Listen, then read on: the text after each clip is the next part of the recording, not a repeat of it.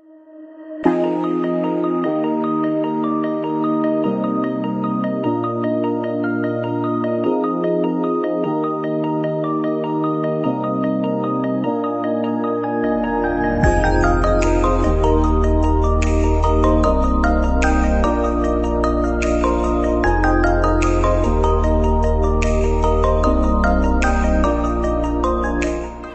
Pilgrim, welcome once again to another episode of the Pilgrim Journey. This morning is so special for all of us because we will have to know the reason why our guest this morning joined Pilgrim for 2 times or thrice. So isn't that exciting, everyone? So we will know that later. And I'm so blessed na gisugot siya nga interview nato siya karong buntaga despite sa iyahang kabisi. One of the best, very smart woman and one of the best instructor and the BPE coordinator of the College of Education and really my best mentor, my best friend, one of my sister chipmunks, as what we called our group, and she's very kind-hearted, really. So please help me welcome Professor Laura Abejo Tantoy. Ma'am, good morning. Welcome to the Pilgrim Journey. Kumusta? Good morning, Ma'am Elena. Well, I'm fine today. Yeah, very fine. We have a very nice ambience, very nice view. Yeah, thank you for our director for looking for this setting. It's really very cool. Yes, as cool as your mood today. Anyway, Ma'am, I've learned that you joined Pilgrim for the first time. You were invited by Dr. Salcedo, the former Yes. BPA. When was that, Ma'am? It was in 1999.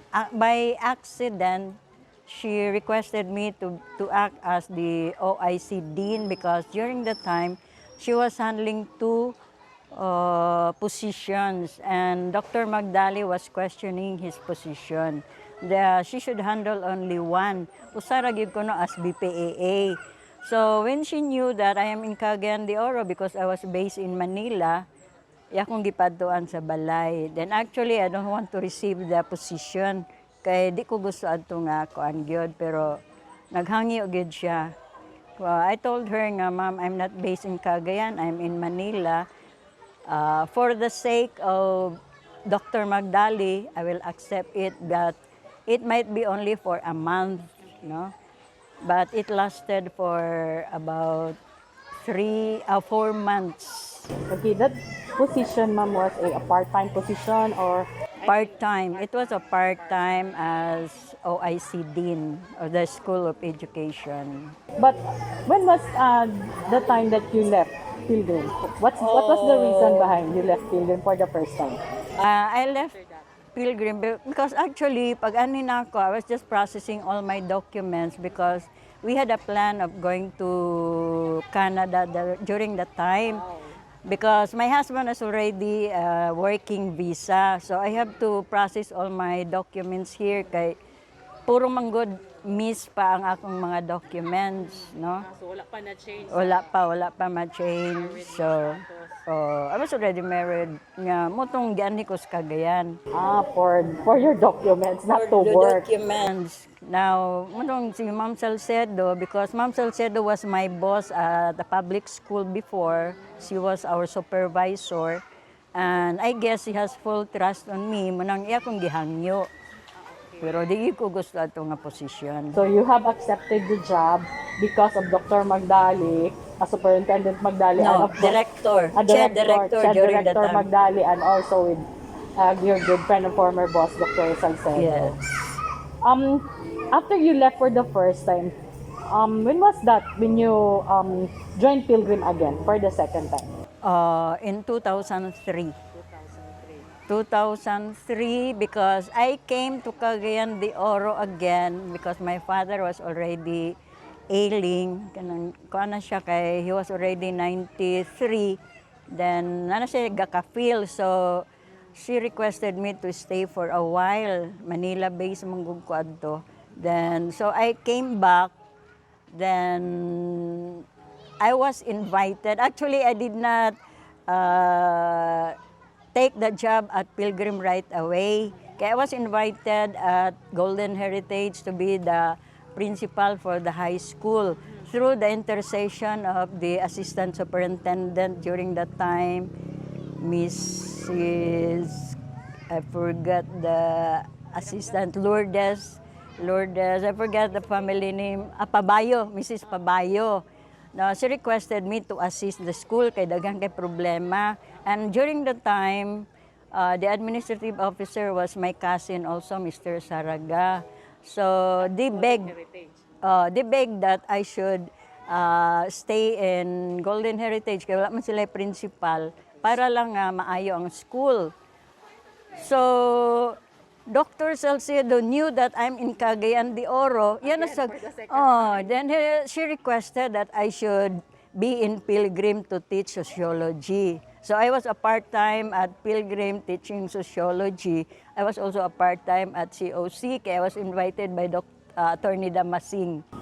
But you did not hold the position of being an OIC dean at that for the second. No more. That second time. No more. Ma'am, knowing your intelligence and your job experiences now from the House of the Senate, from DepEd, or that was DEX before, and also at city government, no? What makes Pilgrim so special that you have accepted the invitation to work at Pilgrim? For the third time, it was Dr. Boliser again who requested me because Ma'am Lerio Abansinia Albay left Pilgrim. Siya man ang in charge nato sa MAPI. Kay MAPI man kaniadto. So she left kay nilarga naman si Ma'am Lerio sa Manila. So Lerio endorsed me to Ma'am Beth nga ako'y mag-take over sa MAPI because I'm a master in health ed. So, ginvite ko ni Dr. Boliser to take the place. So, ko nga, okay raman sa ako, ma'am, kay wala magkailain nga mag-take over. So, ako na ang nahimong coordinator for So, continuous na din siya from that moment until now? Or? Yeah, I became a full-time in 2003. 2003 to... Unsa to nga year? I will and 2003 to 2018, I became a full-time, no? During the time of Dr. Boliser, and the president during the time was Mr. Gabor. Okay, Boliser and Gabor. Then, during the time of Ma'am Almirante, the BPA was Dr. Nagtalon. So, 2003 to 2018. Then, in 2018, I opted for retirement. Kay akong best friend si Ma'am Ma'am Humalon was asking me nga mag-retire na me. Then actually, when I had also a plan of retiring because I had another job to take. I was invited by my best friend in Boracay to supervise their resort. So I stayed in Pilgrim for 9 years that time upon retirement. Sayang no, kaya wala yun diabot ng 10 years, no? For you to receive us. I don't have any idea, Manggod, nga I have to receive something. My stay in Pilgrim was just to make my time busy during that time. Kaya I have already retired from the House of Senate that time. So pag ani na ako, murag enjoyment na lang. That's for enjoyment. Ma'am, if you are to compare, no, the first time you joined and the second time you joined Pilgrim, did you observe or notice some difference? Naba siya diferensya? In terms of what? Academics, the atmosphere, the environment, of course, mga improvements, or compared nimo sa first time nga nag-join ka and the second time nga nag-join ka? Sa first time nga nag-join ko, there was really a good atmosphere when Dr. Salcedo was the BPAA. kay okay man gyud kay ang palakad ba. Then Attest to that. then kung naa kay diferensya nga nahimo, she will call you at her office. Then ipakita niya asa ka na sayop. Then maghatag po siya suggestion sa buhaton, no? Then the second time that I came back, so sa time ni murag nadala man to ni Dr. Boliser, then and much more kang Dr. Nagtalon. Kay Dr. Nagtalon was so fatherly. I consider Dr. Nagtalon as my second father. Kay I told him nga, Sir, I can see my father in you, kahinayon. Then my father's mother is from Batak, also Ilocos. So pareha mo, Ilocano. Kung I consider you as a second father, then the way you run the school is really very nice, and you always take consideration on the religious side. Kung nakaistorya sa iya nga murag dili gid maayo na heart ka, outrightly dili siya mo sulti nga lagi no. He will read some passages for you to think it over. So mawala na to imong kasuko. Then right after my retirement, I came back, no?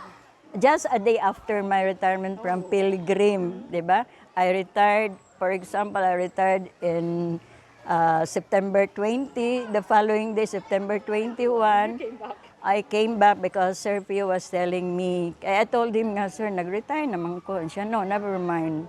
Kay you will just receive an honorarium, we still need you.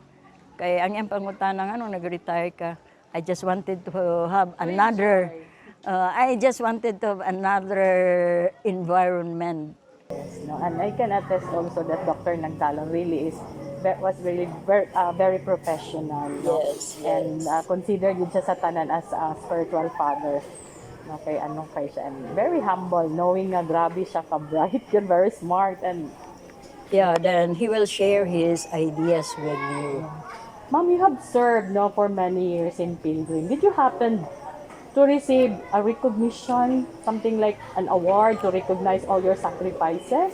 Certificate siguro of recognition. In terms of, if you will say in terms of monetary, I think wala. Kaya when, frankly speaking, when they rehired me as an accreditation coordinator, murag ako pag ginaghangyo nga, dili pwede inani akong rate. And dili daw pwede. So I said, okay, for the Lord, I will serve Pilgrim. Kaya wala may mag-coordinate sa atong accreditation. So I said, okay ra na. Then, in terms of mga service award, loyalty award, I have not, because I did not reach the 10 years, di ba? Based on our code, it should be 10 years ang imong service, continuous service. Now, when I retired, 9 years pa ko, then actually, I was also counting, no? Nga next year, muundang nako, karon gani unta nga year, no? Because I promised my family nga lagi, I will be busy with the family problem, pero murag ko na sayang man pud ang panahon. But despite of that, I know that our president, is very supportive and very understanding, and also our new HR, si Sir Lino Coran and si President Sir Pio Baconga, nga. Siguro they will look into something, a form of a recognition or an award in which nga, not really a service award or a loyalty award, since nga naman daw sa atong manual na kailangan dili broken, dili ang imong 10 years of service, continuous gid siya, and ang imong position is not part-time. Maybe, sir, pwede mo hangyo, maski, I know nga you can think of something, an award in which the employees' sacrifices will be also recognized, no matter if you are doing your job with continuously for 10 years or just being part-timer, kay tanan gyud nagbuhat sa ilahang part, to help Pilgrim, to nga nagbuhat sa ilahang trabaho nga importante yun nga mo function po ng school. Di ba, ma'am? I think you will agree with me or... Yeah, I agree on that because when I was the chairman of the 68 Foundation, no, naaman to among gikuan dito nga naay continuous service 14 years, for 15 years, but we were looking into those employees who were with Pilgrim part-time for quite so long. That's why we awarded Mr. Salim, we awarded Ma'am Yanies on Loyalty Award, no? During that time, the in charge for the award was the registrar, Mrs. Casinio. So duha among award, tenure and loyalty. They were very loyal to Pilgrim in spite of the fact na ang ilang services is part-time only. And we have so many employees for on that case also nga dugay na sa Pilgrim pero broken ang ilang kuan kay naglarga, then nagbalik or they are just part-time. And why not do that this Siguro, time, no? siguro we can suggest that. Yeah, maybe sir.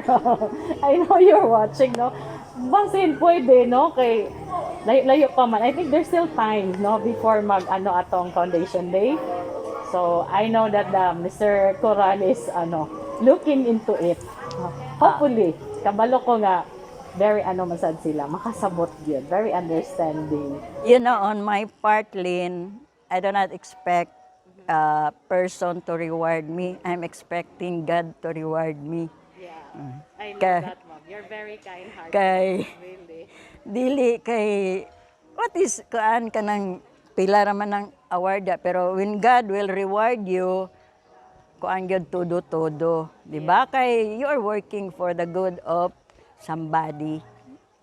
Yeah, no, I can agree to that. Pero maski kay, man God, ako, this is my own point of view lang, no? Just to be fair, if others receive an award, no, why not those people also are serving Pilgrim for quite a long time, maski broken ang ilahang services, ilang mga years of services, or part-timers sila, pero dapat i-recognize yun in order to be fair lang yun, no? And, yeah. Ma'am, you are the first in charge of the practicum, di ba, sa atong mga Supervisor and student teaching. Supervisor sa student teaching, no. And you were branded as strict daw na teacher, special, the supervisor, special when it comes to mga requirements, submission, no, dapat on time, dapat inani. So, marag somewhat like, not really perfectionist, pero marag tanaw nila, gusto ni ma'am inani, no, but what is it in you that despite of being strict, you are really loved by the students? I guess I'm also considerate, no? Because Rolly was one of my students also, and they cried during the time for the submission of their portfolio, no? But I guess they also feel that it's for their own good because I explain it to them. It's not for me, but it's for you. Okay, it's quite difficult to be submitting something which is not really, what they call this, valuable on their part. And I think gamit yun kayo na dala-dala sa na nila, no? Yeah, Wherever na sila after. mag-work. Ma'am, you are also an instructor, one of the best, no? I can say that one of the best really. And our students mostly, commonly, no, mga working students din sila, ma'am. And there were times that they have family problems or financial problems and they cannot attend to class. Some of them even drop during the semester. But then there were those who testified that you have helped them a lot. In some way or the other, nakahuman sila sa imong tabang. How did you deal with them, ma'am, when they are in the midst of the trying moments sa ilang life? I call for them and then I try to ask, unsa gyud inyong problema? Kay the subject will not be re-enrolled second sem kung dili niya kwaon. Then if it's financial, we will look for ways and means, no? Then if it is emotional, let's go to the guidance counselor. so that you could be at peace with your problem. And sometimes, nagig ko sa middle. Kung may kwarta, ako na limatag og kwarta. Kung may emotional problem, I told them, just cry. And I will just listen to you. But you should look forward sa imong ugma, dili ang karon lang. Then, sometimes I also consider, kung di sila ka-submit karon, then I give a leeway kung kanos sila makasubmit. Very understanding indeed, no? And that leads me to my next question, because I have learned also that there was somebody who are now connected with DepEd in the government, and you have helped him finish his studies during at that time when medyo mo stop na gid unta siya sa Kawadon, because I think that somebody came from Hinterland Barangays, and dili gid siya makastop og pasalamat sa imuha nga somebody nga is now connected with DepEd. I think gikuha nimo siya as working student before. Did you remember? Ano na siya karon, teacher na siya, connected with DepEd, with the government. I helped somebody, no, but he was not my working student. He was not my working student. No, actually, I learned about his miserable life, manggod, but he is an intelligent student. In fact, he graduated with honor. Then he's intelligent. So I tried to help him financially. Then after his graduation, even socially, then after his graduation, I told him, do not go back to your place. You stay in Cagayan de Oro, and we will look for a place where you can teach. So he was accepted by one of the Christian school. Then later on, he took the board exam. I said, do not worry about money. Money will just come. So when he passed the board exam, I told him, you can apply anytime at DepEd, pero I cannot assure you that makasulod ko sa DepEd right away. So luckily, he was being absorbed by DepEd. So until now, I'm still motivating him to continue to take masteral. Yeah, I learned that story, mga dako kay kag nahimo, dako kay significant sa iyang life, and it helped nga imong na hatag na extend sa iya. Ma'am, you are the in charge of the accreditation. I think that you are the director of the quality assurance, no? May we know what's the status now of our accreditation, so that we can also invite others, no, to participate, do their part para makatabang sa atong accreditation. Actually, there should have been an accreditation last year, but because of pandemic, it was postponed because the process now is on virtual accreditation. So we have to prepare so many things, no? Then we have to undergo seminars. We have already webinars. Then we had to set up our school, no, in terms of technology. Then people who will be manning the technology. Then, well, there is so much preparation. So supposedly this year we will be visited, but we tried to ask at a postponement, no? We requested that we will be visited on February 2023, and until now we haven't received any response from the central office of AEI.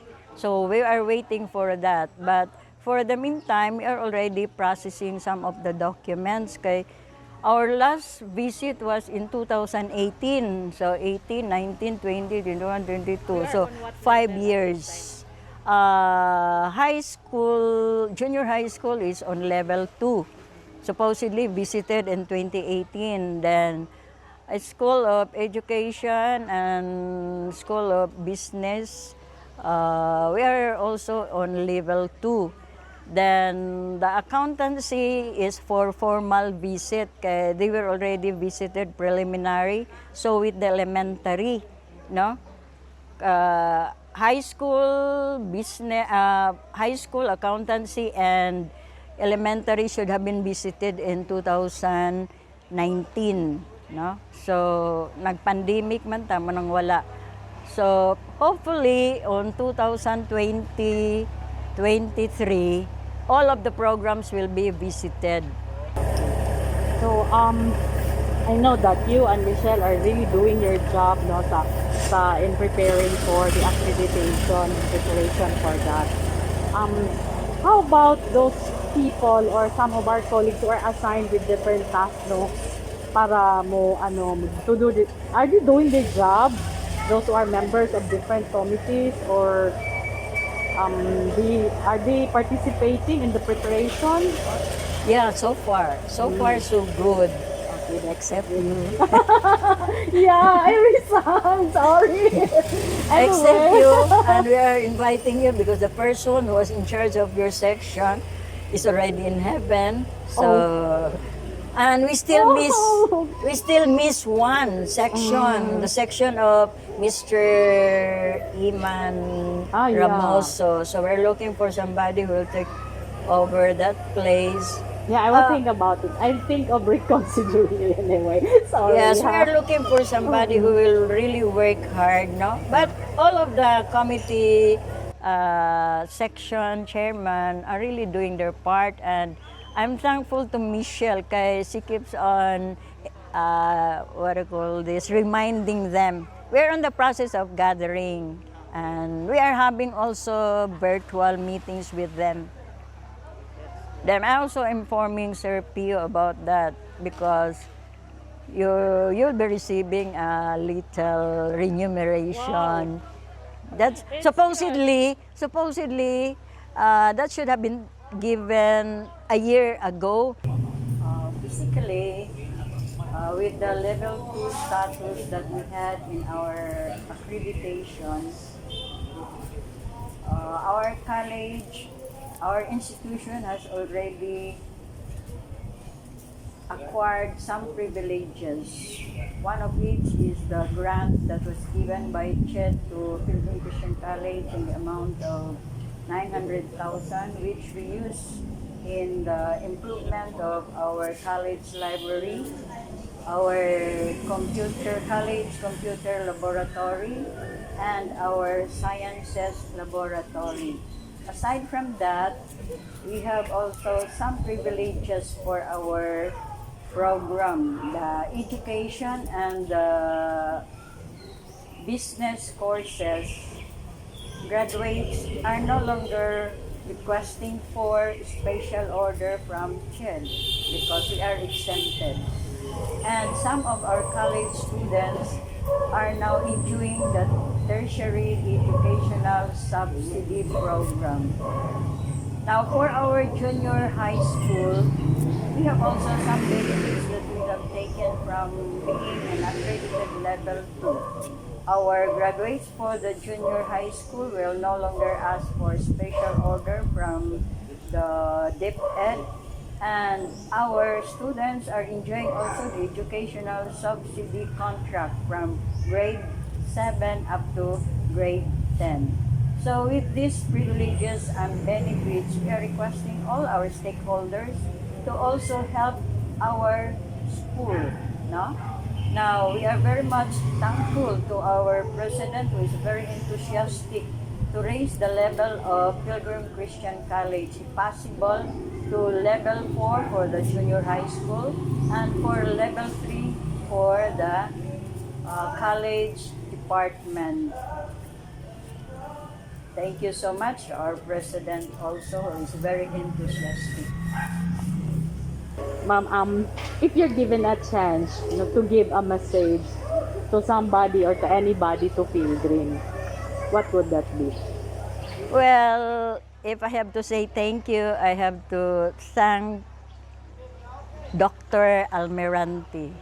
She has played a great part in my life because of her Sorry. Because of her, no, because of her being a prayerful person. During the time, if you remember the Bangor missionaries who were here, I had a very big problem during that time, no?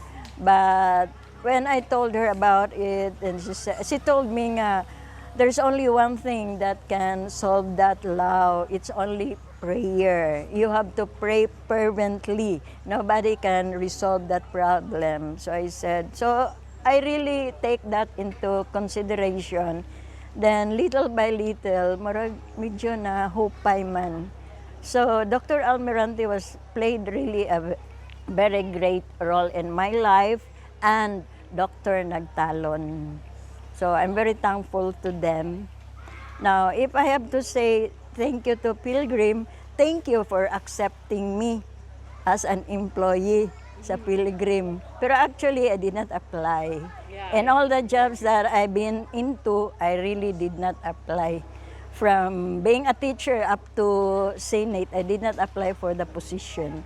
And even in Pilgrim, bagay ko nagdahong na mahimo kong coordinator for accreditation, kaya I did not attend the meeting. Katong paghawa ni Ma'am Galion, I did not attend the meeting kay I know ako ipinpoint nila. Pero, just the same, ako gapoy gipinpoint ni Mr. Fortich o ni Ma'am Bation. So I told them, kamo gisalarin. Then when it was already over nga coordinator ko, Sir Pio was telling me, unsa may next nga ko answer dyan, position ni Laura nga kinalan ibutang nato sa iyang pertahan. I-change na nato ang pagka-coordinator. So manang challenge nga I become the Director of Quality Assurance, and it's a big task if you have to ask Ched about assurance. Yeah, you should be assured with all the qualities, no? And That's why I know, said, amot og nay quality, amot nay assurance.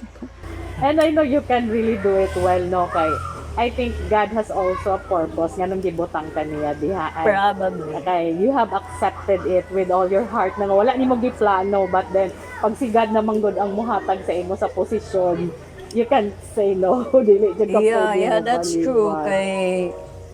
Kay marag, there was a year when I have to go to London nga nagyapon ko sa Pilgrim, no? Kaya I told my sister-in-law, ikaw na lang mo adto, dili ko.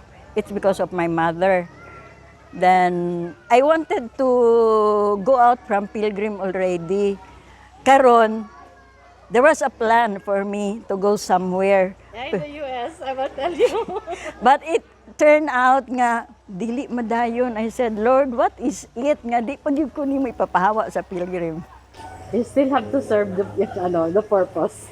Ganun mo di pa kanya ipapahawa. So God really has a reason why you Yeah. still stay sa Pilgrim, no? Probably. Ma'am, if I will ask you, if you have an experience sa Pilgrim, whether it's happy or it's something like bad or good, no? Unsay dili nimo malimtan? Well, one thing that I cannot forget from Pilgrim is na-change akong outlook sa kamaridri. Kay kaniadto, strikta ko no kay ko pagsulod sa Pilgrim. Di give ko na makatawa, pero karon mismile na. Then, camaraderie with the people who appreciated me also. Ang lang, dili sad nako gusto kay kung natay isulti nga for the good of Pilgrim na may mubabag sad. Diba? Yes. It's not for my own good, but it's for the good of the general people. No, kay I've been to so many manggod offices, murag lahi manggod when you are here. So, muna, at least I went down kay my standards very high. Lagi, no, I know you before but I was still as an elementary student. Medyo madlock yun sa imo pag magkita, no? But, do you consider, ma'am, na nag-grow yun ka sa Pilgrim spiritually? Yes, spiritually. Kay through katulagi kang Ma'am Becky nga My problem was really very great during that time. Then when we had a session sa fourth floor, so I really cried. Then she has noticed me. Then she came near me. Then I told her about my problem. Muna yung response nga, loud, there is only one answer to that. Just pray, pray, pray, pray. So I really pray. And from then on, I keep on praying. Actually, I come, yeah, ang prayerfulness ko, no? Because I was, high school, I was from Lourdes College, religious na siya. College, I was in Xavier, religious gyapon. Pero dili ina na akong pagka-prayerful. Even when I had a great problem, I was in Manila, dili gyapon ko prayerful. Mo-attend lang ko mga retreat, pero marag passing. Pero when Ma'am Becky tried to insinuate me na prayerful yun ko, I carried it until now. Then with Sir Johnny also, nga before you stand up, before you go out of your room, pray. Naka-pray na ka. How about an inspirational message, ma'am, para sa mga students? I know nga that, especially the education department, they are looking good, up to you good nga as a role model, no? Kay love good kayo kanila. Ang sa'yo mong pwede i-message sa ilaha na. Those who are not in Pilgrim na or even karon nga mga estudyante. They just be positive in their outlook in life. And if their head cannot resolve any problem, look for a bigger head up and try to ask the guidance of God. Ang ako naman yung sentro sa akong kinabuhi is God, no? You ask God the solution to your problem. Kay bisag tao yung pangutan-on, di gyud na siya. The more na noon nga i-torture ka, di ba? But with God, you can solve all your problems. Yes, I agree to that, ma'am, no? How about the singles? Because I know that, sorry ha, but before you became a widow, you have a very lively and very fruitful marriage, no? Unsay imong ma-advise sa mga singles, ma'am? They have to wait for their time. Actually, when marriage was not in my vocabulary before because I wanted to go abroad. I want to tour the world. Kaya that was my ambition in my childhood nga mobiyo ko sa kalibutan because Florence Nightingale was my idol. Okay. Kaya I wanted to become a nurse. Dili man ko tugdan sa akong papa. So I was hoping for that. Then marriage was not in my vocabulary until my father said, "Kano sa man day ka magminyo?" Ay, ugma, magminyo na din ko. So it's happened that the man in my in my apartment wanted to marry me, so nagmarry ko. But we have to wait for the right time. We have to wait for the right person, and we have to pray for that. Kung mao na bagid ni siya, ang akong ikauban sa akong kinabuhi. And I'm also hoping for that. I know somebody's waiting in Las Vegas. He's no longer in Las Vegas. He's no longer in Las Vegas. Haji, did you hear that? Wait and pray, no, for the right one. Kaya no, ihatag din na siya ni Lord. So, anything, ma'am, nga pwede nimo i-add, na imong i-story. I'll give you the floor to say anything. Pwede na, may dugang na wala na ako na pangutana sa inyo. Well, I know the parents of Pilgrim Christian College are very supportive also, no?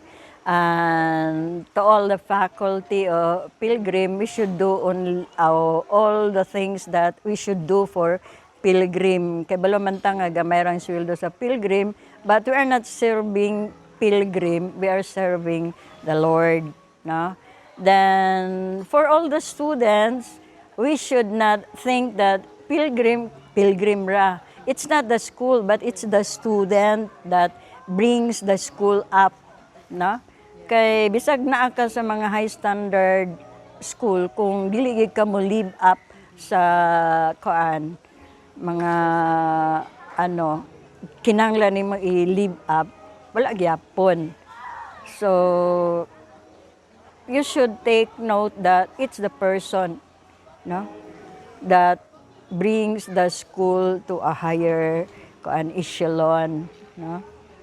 Ma'am, wala ba mo naglisod o adjust for a sudden changes, no, from face to virtual classes, especially that you are a going back lang tano sa being the BPE coordinator. Kay as what we know, BPE is more an action, man gyud siya demo and action. So is it not hard really that or difficult nga na sudden changes ba? Unlike sa una pag face to face diretso maka-perform, and now is I think it's much different. That's the problem of our instructors, no?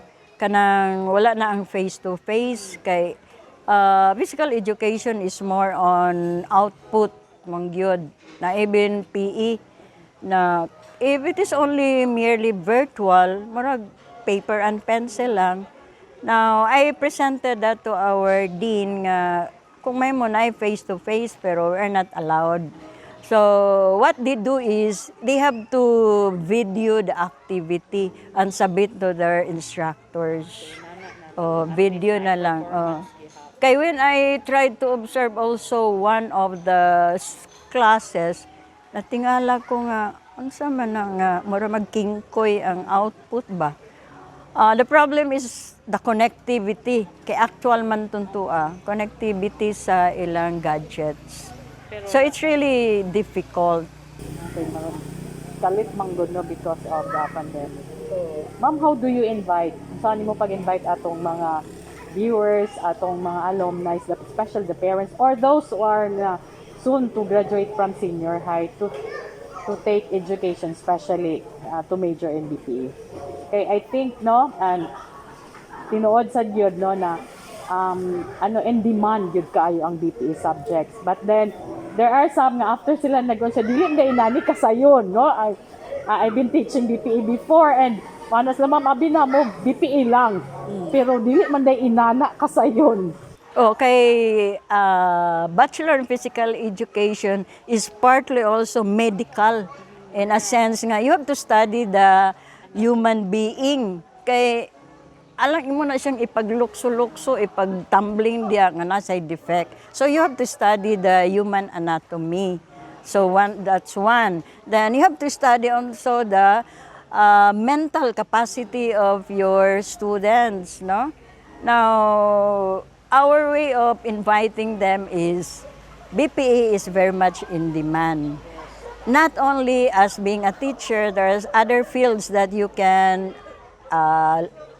go in, no? For example, pwede ka mag-coach, pwede ka mag-trainer, pwede ka mag-put up sa imong gym or what else. So, dili lang teaching ang BPA.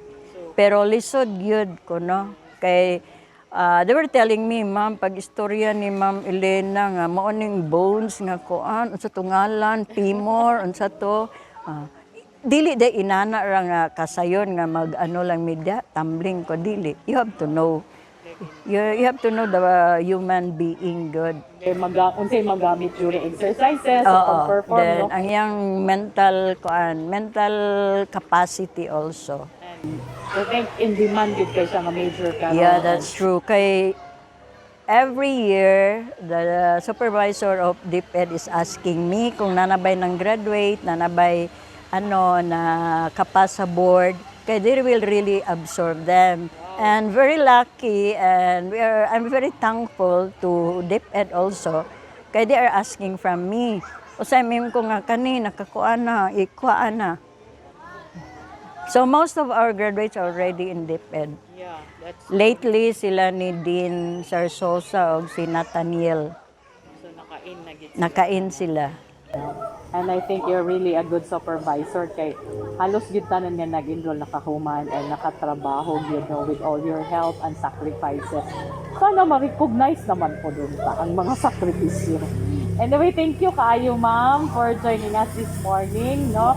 Any atong mga na siya parting statement or message na. Thank you also for putting me in a hot seat. I know you've been wanting to interview me, but as I always say, my life is a closed book. I own it myself, no? But I want to share also with people how I landed in this job, how I enjoy this job. Yes, no, and I'm so thankful, and I know nga naapod sa inyo, very thankful kang Ma'am Lau, no, kay at least gisugot na gid siya, and I know nga she's somewhat like a private person, pero gisugot siya nga i-share niya a part sa iyang life and a part sa iyang journey sa Pilgrim. So, salamat gid kay for the time, Ma'am, for joining us. Okay, God bless you, and we're praying for more God's blessings and favor gid para sa imuhan. Mag-enjoy gid ka. Yeah, hopefully. I'm hoping for that next year. Whether accreditation will push through or not. Prepare to discuss her PO kay I think she's leaving. Anyway, Now that they were asking me even the School of Education. Actually, I'm not teaching now. I'm just coordinating. I'm handling a special subject. Pero I said, no, I'm just preparing to turn over some of the things. Then I want to train somebody also. Sabi, aday ka ma'am, layas na ka. Probably, by God's will. Yeah. No, and everything yun na sa God's will na good na. So Lagi. thank you, good kayo man. There you go, my fellow pilgrimian. We have unveiled another pilgrim journey, no, nga atong nahibawan, and I think it's really exciting nga nahibawan nato nga nganong kaduha siya gi-join sa pilgrim. And we're so thankful that i-share niya ang part sa iyang pilgrim journey. So, thank you so much for joining us this morning. We hope to see you again next Friday for another pilgrim journey to be unveiled. Stay safe, everyone, and God bless.